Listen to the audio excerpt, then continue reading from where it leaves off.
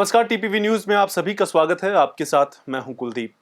प्रतापगढ़ के हतूनिया थाना क्षेत्र के सन्नोटी गांव में हुई वृद्धा की हत्या के मामले का पुलिस ने 48 घंटे में पर्दाफाश कर दिया। इस मामले में वृद्धा के पोते को हत्या के आरोप में गिरफ्तार किया है। पोते ने ही लूट के इरादे से अपनी दादी की हत्या की थी। फिलहाल अदालत में पेश करने के बाद आरोपी को पुलिस रिमांड पर सौंप दिया गया है। खबर श्रीगंगानगर के अनूपगढ़ से है, जहां पर घड़साना सड़क पर 6P के पास होटल पर पोस्त और शराब बेचने के आरोप में 2 भाइयों को गिरफ्तार किया है। पुलिस ने बताया कि छापेमारी के दौरान 10 किलो 700 ग्राम पोस्त, देशी शराब के 39 पौवे और अंग्रेजी शराब के 15 पौवे बरामद किए हैं। बता दें कि पुलिस ने दोनों के खिलाफ NDPS एक्ट के तहत मुकदमा दर्ज कर जांच शुरू कर दी है। कल दिनांक को अनूप सिंह उप निरीक्षक थाना अनूपगढ़ ने 2 व्यक्तियों को 2 भाई होटल जो 6P में है अनूपगढ़ से घड़साना रोड पे, वहाँ से 2 व्यक्तियों को 10 किलो 700 ग्राम डोडा पोस्त और 54 पौवे अवैध शराब के साथ पकड़ा है, जिसमें अनुसंधान मेरे द्वारा SHO राम सिंहपुर द्वारा किया जा रहा है। मुलजिमों से पूछताछ की और उनको पेश न्यायालय किया जा रहा है। बारां जिले के अंता में कालसिंध नदी में युवक का शव पानी में तैरता हुआ मिला। बता दें कि पुलिस ने शव को नदी से बाहर निकाला और अस्पताल की मॉर्चरी में रखवाया। मृतक का शव 2 से 3 दिन पुराना बताया जा रहा है। फिलहाल युवक की शिनाख्त नहीं हुई है। कई संस्थाओं ने 14 फरवरी को मातृ पितृ पूजन दिवस के रूप में मनाया। इसी कड़ी में आश्रय संस्कृति दिग्दर्शन ट्रस्ट की ओर से आराध्य देव गोविंद देव जी मंदिर में भी मातृ पितृ पूजन दिवस मनाया गया। महंत के सानिध्य में सुबह 11 बजे बच्चों ने सामूहिक रूप से अपने माता पिता का पूजन किया। खबर रायसिंह नगर से है, जहां नगर पालिका बोर्ड की वार्षिक बैठक पालिका अध्यक्ष मनीष मोहन की अध्यक्षता में संपन्न हुई। बैठक में आगामी वित्तीय वर्ष के लिए 36 करोड़ 60 लाख 94 हजार रुपए का बजट पारित हुआ। करीब 1 घंटे चली बैठक के बाद सर्वसहमति से बजट को पास कर दिया गया। आज नगर पालिका रायसिंह नगर का 2022-23 का बजट प्रस्तुत किया।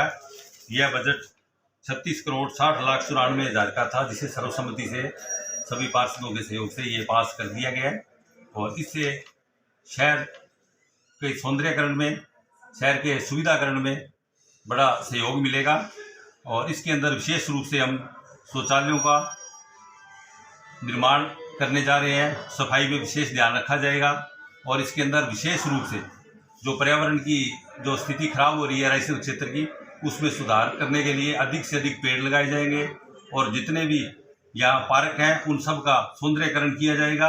श्री रायसिंह नगर में बजट मीटिंग रखी गई, जिसके अंदर वित्तीय वर्ष 2022-23 का अनुमान 36 करोड़ 60 लाख 94 हजार का अनुमोदन सर्वसम्मति से पास किया गया है, जिसके अंदर निर्माण कार्य 396 लाख रुपए का व्यय का प्रावधान रखा गया है। और इसी तरह समस्त जो व्यय है उसका हम आपको बता देते हैं। कुल राजस्व प्राप्तियां 1174 लाख थी और कुल पूंजीगत प्राप्तियां 1490 लाख हैं। खबर बूंदी से है, जहां कांग्रेस पार्षदों ने बूंदी से दलेलपुरा तक चल रहे सड़क निर्माण कार्य को बंद करने पर विरोध प्रदर्शन किया। पार्षदों ने जल्द से जल्द सड़क निर्माण के कार्य शुरू करने की मांग की। इसके साथ ही उन्होंने चेतावनी देते हुए कहा कि अगर 8 दिन के भीतर निर्माण कार्य चालू नहीं हुआ तो उग्र प्रदर्शन किया जाएगा। माननीय मुख्यमंत्री जी ने 12 करोड़ रुपए की सड़क सैंक्शन की है। बरसों बाद स्टेट टाइम की जो सड़क है, हम बरसों से इस पे खड्डे देखते आ रहे हैं। आए दिन एक्सीडेंट होते हैं, आए दिन घटनाएं घटती है। उसके बाद ये पर्यटन नगरी है। पर्यटन नगरी के होने के बावजूद जब 12 करोड़ रुपए की सड़क बनने लगी, 1-1.5 महीने से काम चल रहा था। नाले का निर्माण हो रहा है। इधर नाले का निर्माण हो गया दलेलपुरा में। आज इन्होंने वाइल्ड लाइफ वालों ने इसको रोक दिया कि हमारे को एक परमिशन ला के दीजिए। इसमें काहे की परमिशन, जब ये PWD के खाते में सड़क है, PWD इसका निर्माण कर रही है, तो हम तो यही निवेदन करते हैं। यहाँ पे जैसे मेरा साहब है, मानदाता है, इधर चौथ माता जी का मंदिर है, कोटलाड़े दरबार है, रोजाना रामेश्वर महादेव है, रोजाना हजारों लाखों की संख्या में यात्री यहाँ पे आते हैं। और ये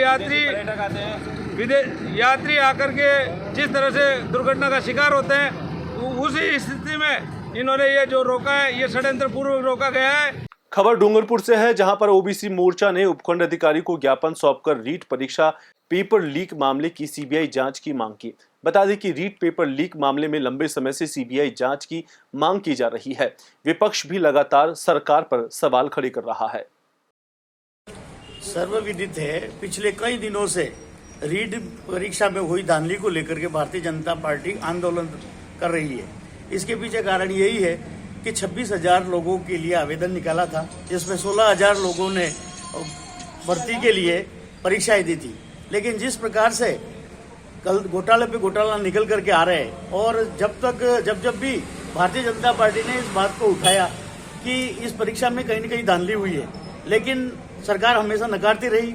जब एसओजी की रिपोर्ट आई, उसमें कहा गया कि निश्चित रूप से इसमें गलतियां हुई है, धांधली हुई है, शिक्षा संकुल से पेपर चुरा करके करोड़ों रुपए में बेचा गया है। बारां जिले के किशनगंज में भीम आर्मी ने मांस मछली की दुकानों को हटाने की मांग रखते हुए विरोध प्रदर्शन किया।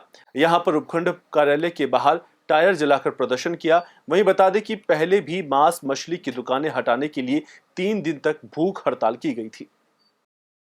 खबर हनुमानगढ़ के नोहर से है, जहां विद्यालय में वैक्सीनेशन शिविर लगाया गया, जहां 300 से अधिक बच्चों को कोरोना वैक्सीन की दूसरी डोज लगाई गई।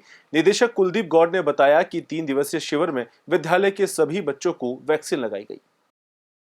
मैं आपको बता दूं कि आज 14 फरवरी को हमारे विद्यालय कैंपस में वैक्सीनेशन कैंप रखा हुआ है और खुशी की बात यह है कि यह जो वैक्सीनेशन कैंप है वो सेकेंड डोज के लिए रखा हुआ है और इससे भी बड़ी खुशी की बात है कि बच्चे इसे एक त्यौहार के रूप में, एक उत्साह के रूप में ले रहे हैं। बच्चे बड़े जोश के साथ इसमें भाग ले रहे हैं। 10 जनवरी को हमारे विद्यालय कैंपस में फर्स्ट डोज का वैक्सीनेशन जो कार्यक्रम था, जो कैंप था, उसमें लगभग 450 प्लस बच्चों ने भाग लिया था।